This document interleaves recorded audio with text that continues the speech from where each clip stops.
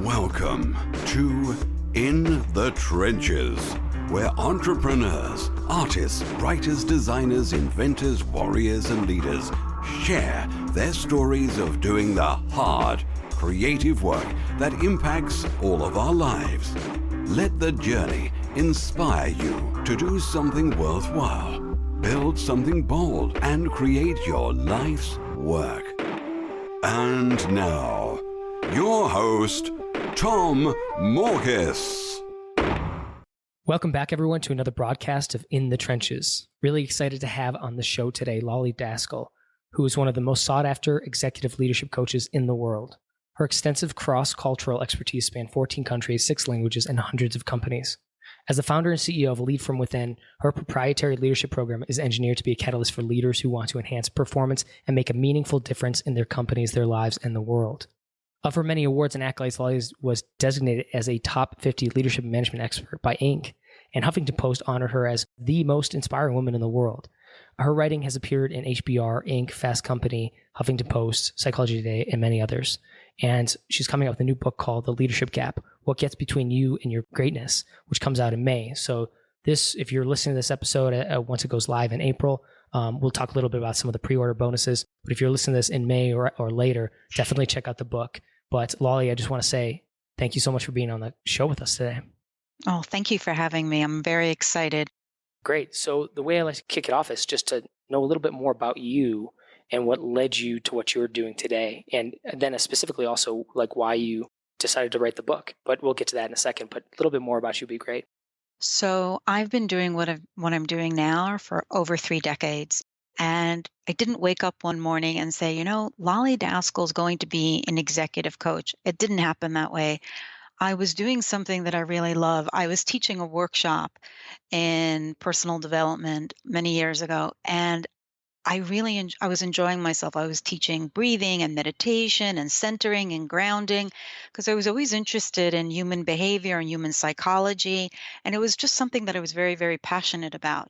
And while I was in that workshop, an individual approached me and said, I have this problem at work. And he started to talk to me about something that he was struggling with. And he was a movie producer. And we were talking. And one of the things that I did was, and it's actually in my new book, is that instead of trying to fix his problem, I ended up navigating him through his problem. And that's a leadership style that I really recommend. It's something that instead of somebody says, I have this big problem, I have this big challenge, most of us will say, okay, this is what you need to do, A, B, C, and D. And what I did was I asked him open-ended questions. And at the end, he was like, you know what I'm going to do? I'm going to do this. And he felt so empowered and he felt really, really good about himself. He's like, you know what? You need to be in my life. And he hired me on the spot to become his coach. I was very successful with him, and he ended up recommending me to all his friends. And as I think there was an old commercial that said, and so on and so on and so on. And 3 decades later, here I am. I'm still doing what I love to do, and I'm still asking open-ended questions. And as a coach, I never try to fix anybody's problem, but I try to navigate through their problems. Okay, great. So my question is this. I think leadership is somewhat of a nebulous concept. I'm curious, how do you approach that, both from the perspective of like a writer writing a book on the topic, but also as somebody who like applies this in the real world? So like, what is leadership exactly? So it's a great question. What is leadership? I even wrote a book, 100 definitions of what leadership is, because if you ask individuals, if I'm in a workshop and I'll start the workshop and say, what is leadership? If there's 50 people, I'll get 50 answers that are different. If there's 100 people, I'll get 100 different answers. I think leadership is very individual to each person. And the only thing that I could do here today is talk about what leadership is to me. Leadership to me is how my company started. It's about leading from within. It's about setting an example first for yourself, about yourself, and then leading from the inside out, meaning put your values straight, put your mind straight, put your beliefs straight. It's only when we have our insides correct can we really be great on the outside. And I think that's true leadership.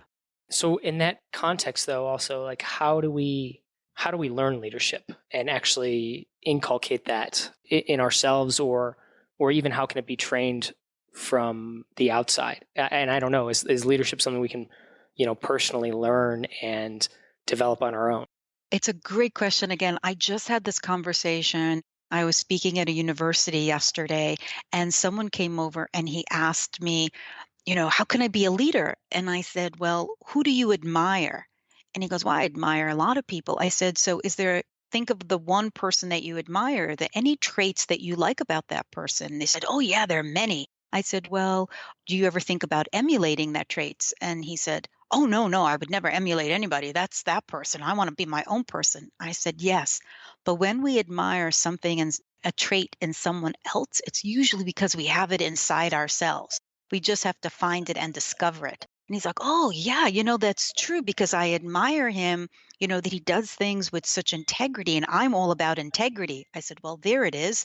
And so I said, to define yourself, you just have to clue in to what you're very passionate about and stand up for it. I think leadership for me is, as I said earlier, it starts from within, but yet it's showing an example of something that can empower people to be better within themselves. And I think that's great leadership. Okay, so tell me a little bit about this idea of the leadership gap itself. What is that? And then I guess how do we close that gap? Right. So the book that I wrote is called The Leadership Gap: What Gets Between You and Your Greatness.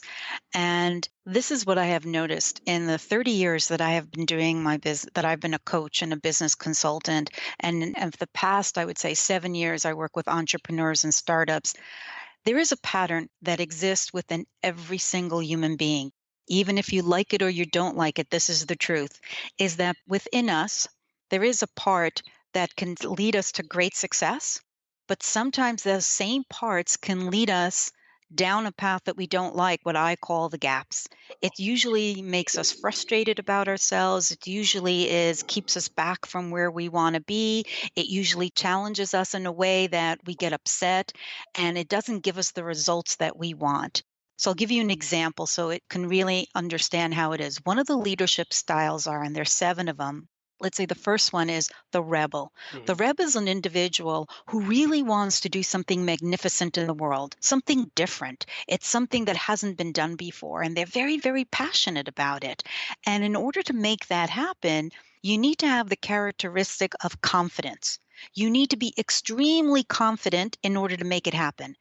But this is very important to mark, that confidence is not standing in front of a mirror and saying, I'm great, I'm fantastic, I'm wonderful, I could make this happen. That's not confidence. What I think about when I talk about confidence and when I teach my leaders about having confidence, it's about having the capabilities and having the competence, right? The mastering those skills to do what you need to do. And when you have those capabilities, when you have those competence, then you know what to do. And then that's where the confidence comes from. And so I always say to my clients, confidence is believing you're able, but competence is knowing you're able. And that's a big game changer for a lot of people. It's one thing to believe something, it's another thing to know something. So when you really want to create a great idea and something new, you have to be the rebel who is confident. But for every rebel that exists out there, there is a gap. And the gap is the imposter who has self-doubt. So it looks like this. I want to do something great, but then you start talking to yourself and you say, oh, I'm not that smart. I don't think I'm deserving enough of this. I don't think I'm worthy enough of this. I didn't go to the right schools. I didn't get the right education. I don't belong in that crowd. Whatever the talk is that you say to yourself, it causes you to have self-doubt. And guess what? It will become the gap that keeps you from your greatness, which is being the rebel who's confident. It's like that with every single one of my leadership styles. There's a polarity within us that exists that keeps us from doing the things we want to do. And I'm seeing this on the book sales page right now, that you have the several of these leadership gaps identified, like the imposter, the exploiter, the deceiver, et cetera, et cetera. Do these line up one-to-one with what you are defining as kind of like your leadership styles, the rebel, the explorer, et cetera? Right. So for the rebel, there's a gap. The explorer, there's a gap. A truth teller, there's a gap. And it's actually a rethink model. It's an acronym for the 7 archetypes. And they line up because in psychology, I have found that these are the gaps, as Jung used to call them. These are the shadows that happen within us when we're trying to achieve something great. There's always going to be something to challenge us, to hold us back. And so if you want to take yourself to the next level, it's never a point A to B. It doesn't work that way in life. There's all these bunch of detours, which are called failures, mistakes, and challenges. And what happens between where we are and where we want to go are gaps. Our gaps tend to show up because the parts of ourselves that I call our gaps only show up when we're stressed, frustrated, when we feel challenged, when we feel we're not at our best. And so that's when you notice them most. Yeah, so that was going to be my next question was how do we know the type of leader we are, and then conversely, what that gap is, and so we can actually, I don't know, seek to remedy that? Great question. Great question. And the answer is not what you think it is, because for the past, I would say, I don't know how many years, most assessments, most studies that are out there, anything that you study about archetypes and personas, you find that you have to become a certain person, and that's who you are. Either you become a certain initial, you become a certain color, depending what assessment you take. It's only one thing. But what I learned as a Jungian is that we're the sum of all our parts. These archetypes are situational. You're not a rebel today and not a rebel tomorrow. It's I need to be a rebel in this meeting, or I need to be a hero in this relationship, or maybe I need to be a truth teller to my partner, and maybe I need to learn to be the navigator more with my clients. So these archetypes, what makes them so enriching is that it's more situational than it is, okay, you're only one archetype, you're never another. Got it. So then does that mean that the gaps themselves change as well based The on like gap the scenario or the circumstance? So the gaps always correlate to the archetype, that line up to Got it. the Okay, I see. archetype. Sure. So it's the yin and the yang of that archetype, of that persona. So if you're a truth teller, right, which is the greatness part of the archetype, the twin of that is the deceiver who causes suspicion. So that's how it usually works. The archetype itself has the gap, has what I would say the dark and the light, the shadow and the light. Is this essentially kind of just taking the ideas of like saying, okay, you have this like specific style and your best days, you're X, Y, and Z, but on your worst days, you might tend to go to the extreme? Is it just like taking kind of characteristics and taking them to their extreme, and that's essentially the gap? It's a great point, but I don't even think it's extreme because really good, wonderful human beings Mm-hmm. tend to sometimes they're in a conversation and they tend to withhold information, and they don't realize that by withholding information, by not telling the whole truth, which is a fantastic archetype, right? It's a greatness archetype. What happens is by not telling the whole truth, the person listening on the other end of the phone call, if you're in sales or if you're doing anything online, if you leave out information, the other person listening can say, why are they not telling me the whole truth? And so you create suspicion, and and people say, I don't know if I want to buy from this person. I don't know if I want to be aligned with this person. So it's more about that's how these archetypes work. It's like one is light, one is dark, one is great, one is gap. And the great thing about it is you could ask yourself in any given moment which one I want to be. In this phone call alone, in this podcast alone, we can be all of these 7 archetypes. It's just not one. It's not about days. It's situational. It's moment to moment. Yeah. And then with that in mind, though, I guess, the person who's listening to this, obviously, I would definitely pick up the book and get more details. And unfortunately, I don't have a copy with me to have read it beforehand. But so I'm going to ask some questions that maybe you do cover in the book. But I'm curious about how do we make that practical in our lives? Because I've taken a lot of these diagnostic type surveys and questionnaires and things like that. And I've always find them fascinating. This is the type of person you are, or something like that. Like I think there's like Strengths Finder 2.0, Yeah. things like that. And Yeah. I don't doubt that there's some value, but I always find personally for me, like I'll take something like that. I'll be like, okay, interesting. So this is the kind of person I am.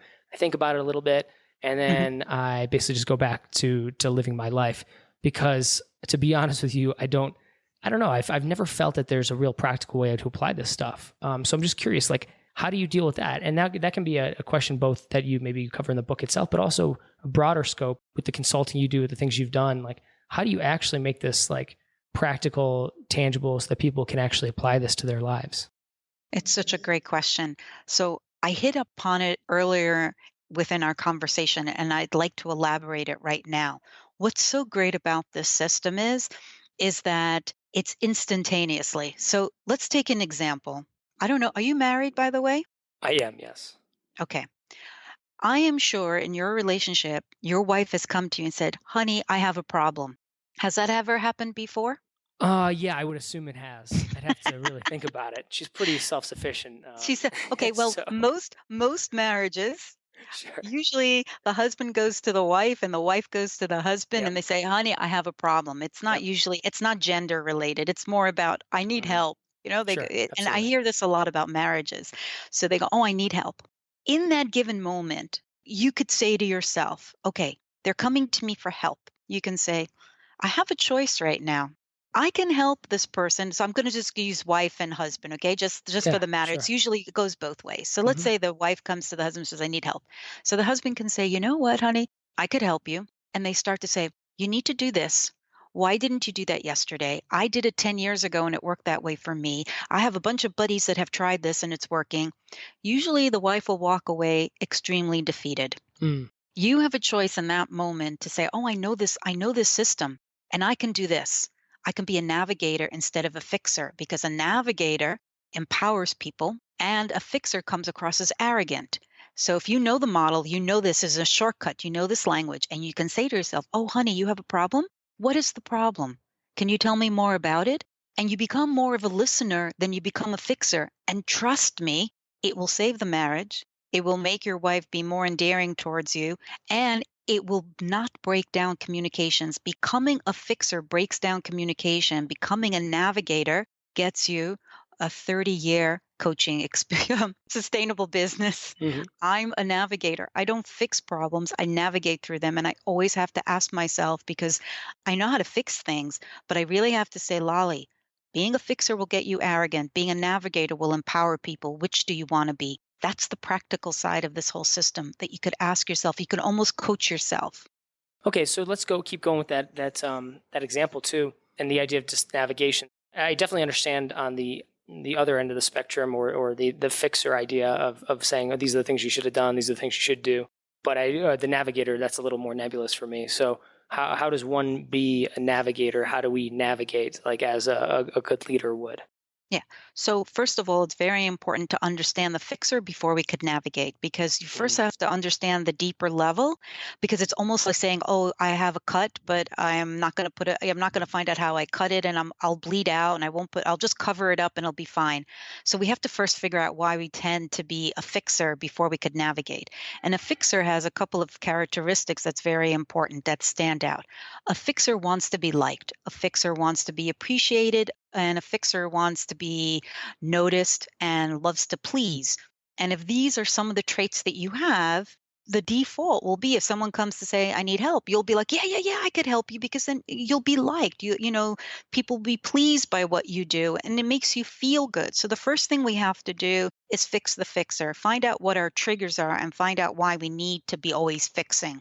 Number two is to become a great navigator is to draw a line in the sand and say to yourself, anytime someone says to me, I have a problem, ask yourself what you need to do. It sounds like this. If someone says, I have a problem, you say, and what is your problem? To ask open ended questions. If someone says, I have a problem, say, how do you think I could help you? Always ask something instead of coming with the solution. But if they say, I really need your help, you seem to have done it before, what did you do? Then you can say something like, have you tried this? Have you tried that? Always in a form of a question instead of a form of a statement. Because when you have open ended questions and when you invite conversation with questions, people feel empowered, they feel engaged. And this is how you can help the navigator be more of a navigator. And another thing it's really important is to notice that a navigator is someone that is not about closing a conversation, but is about opening a conversation. It's about being very practical and being pragmatic in ways that you ask your questions. And this really has a longevity in a relationship instead of closing off a relationship. Got it. And I'm curious too, then some of these others, maybe we can kind of briefly go through some of these archetypes because I think this would be kind of interesting. You mentioned a couple. So you mentioned the rebel, the explorer, the truth teller. There's also the hero, the inventor, the Navigator, which we just kind of expanded on a little bit, and the Knight. I'm curious, like, would it be worthwhile for us to kind of explore each of these just briefly and talk about that? Whatever you want. I mean, the great thing about this, talking Mhm. about this, one of the things every time I teach this in a workshop, people say, "How do you know me so well? How did you know this is where I go? How did you know?" And the gaps are not there's not things that people say, "Oh, that's me," but people recognize it in themselves, and they might not like it about themselves. But the truth is, we have to have the dark and the light in order to be great. You can't just have one. You can't have good without the bad, and you can't have failure without success. You need both. So knowing the gaps always will give us our greatness. So if you want me to go through this, I can, or if you want to pick out one other, we Yeah, can. Whatever you feel would absolutely. help everybody listening on this podcast. Well, I think that, yeah, I don't think it's probably worthwhile going through all of it because obviously that's what the book is for. And I'm guessing that would take just too much time here. But maybe we can dig into one or two of these a little bit more. But you just said something that made me think of another line of questioning that I think would be kind of interesting. So when you're in those situations, you mentioned that some people say to you, like, how do you know me so well?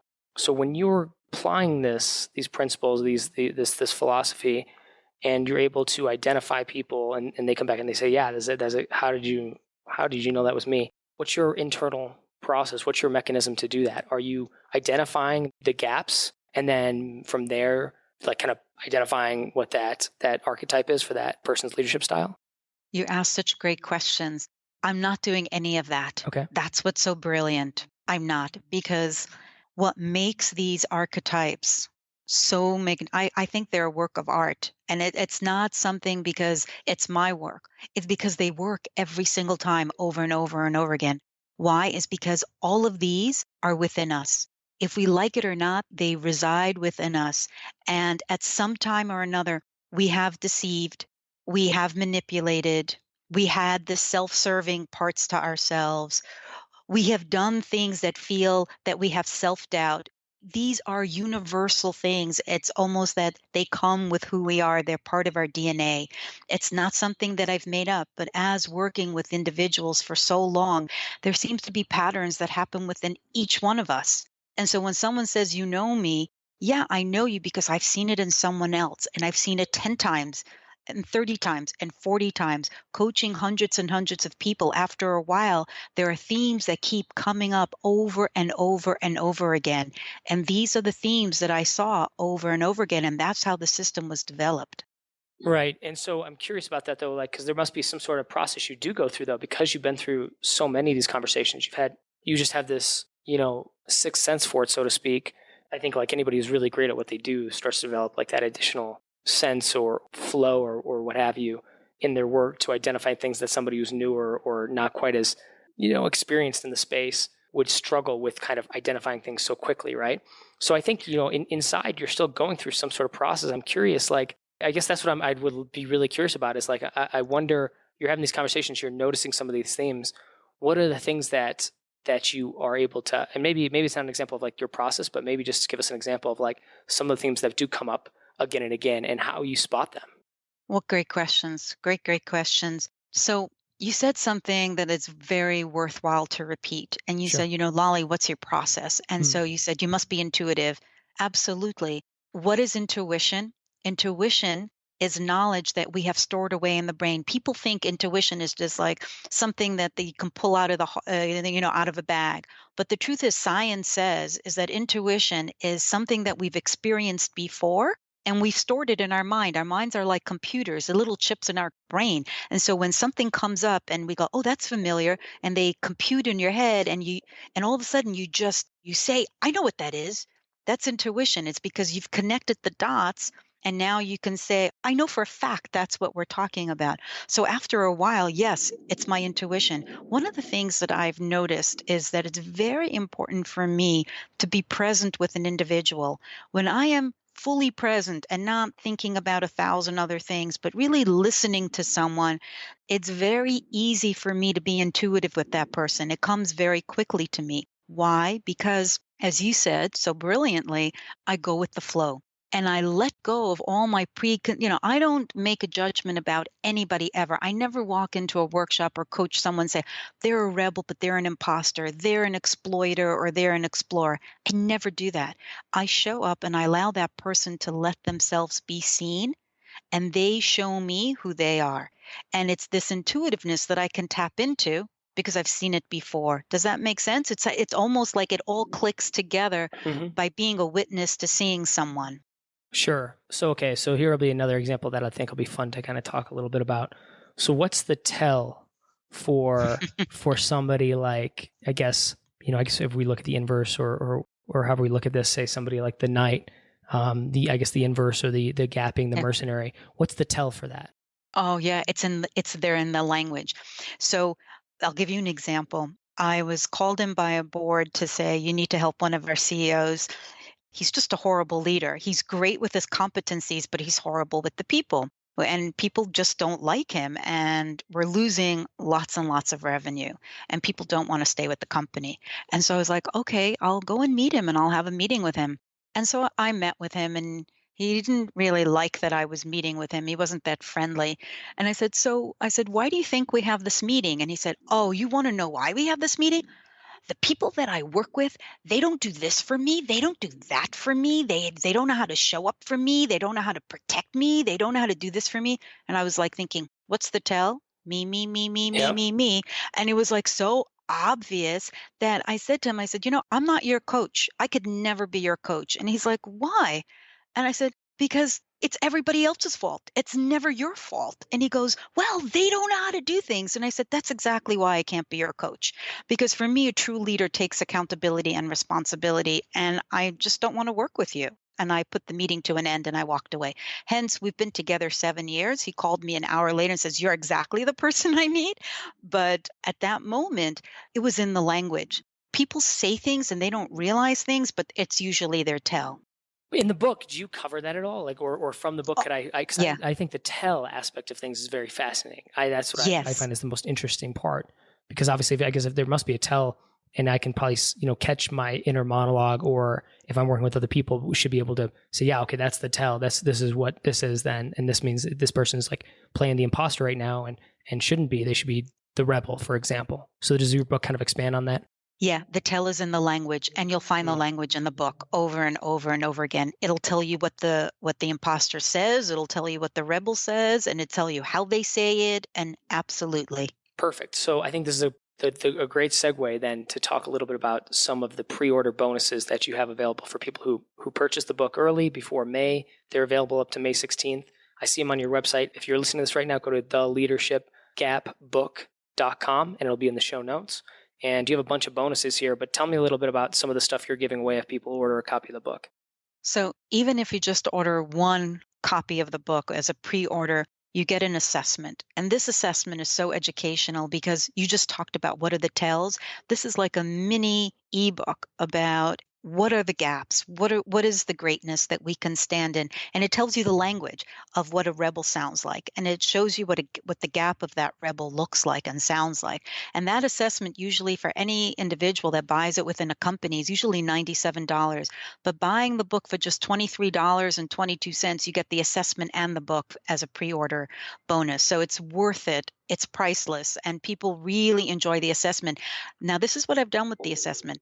Because the science is so complicated behind my work, I had to make the assessment really simple and a lot of fun. So the assessment takes you less than 2 seconds, but what you get at the end is kind of complicated and robust.